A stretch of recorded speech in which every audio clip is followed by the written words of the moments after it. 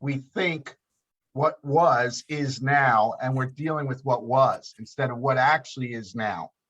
And in that way, if you can let go, right, then you would see what actually is.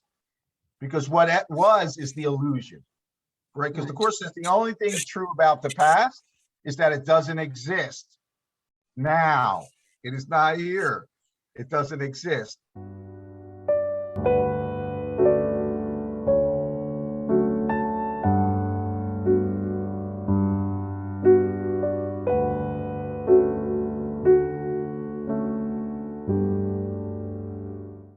Attainment of the real world. Sit quietly and look upon the world you see and tell yourself, the real world is not like this. It has no buildings and there are no streets where people walk alone and separate. There are no stores where people buy an endless list of things they do not need. There is no day that brightens and grows dim. There is no loss. Nothing there is but shines and shines forever. The world you see must be denied, for sight of it is costing you a different kind of vision. You cannot see both worlds, for each of them involves a different kind of seeing and depends on what you cherish. So the world you see, actually, you seeing it depends on you cherishing it. Another way to look at that is what you see is what you cherish. What you see is what you want. So it is not, the world you see must be denied, for sight of it is costing you a different kind of world. You cannot see both worlds, for each of them involves a different kind of seeing and depends on what you cherish. The sight of one is possible because you have denied the other. Both are not true, yet either one will seem as real to you as the amount to which you hold it dear. The world we see with our eyes is in actuality an illusion. And this isn't new information, I'm sure, to anybody.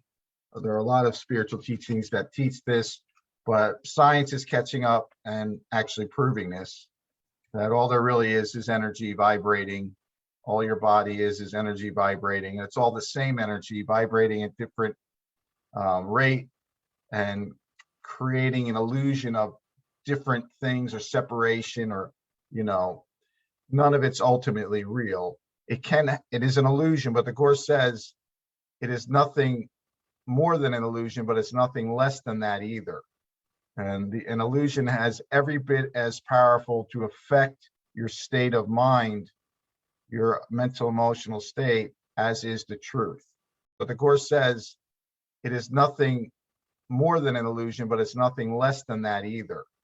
And an illusion has every bit as powerful to affect your state of mind, your mental emotional state, as is the truth. And so on one hand, it's nothing. On the other hand, it matters.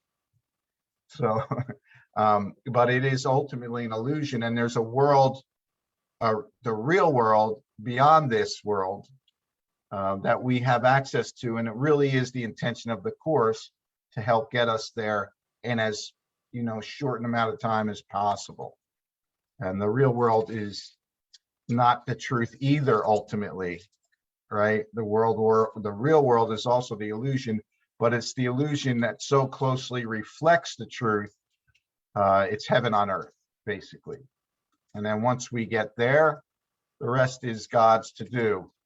And God will, swiftly move us from the real world into the truth, because they're so close, we really would barely notice the difference, and it wouldn't frighten us at that point.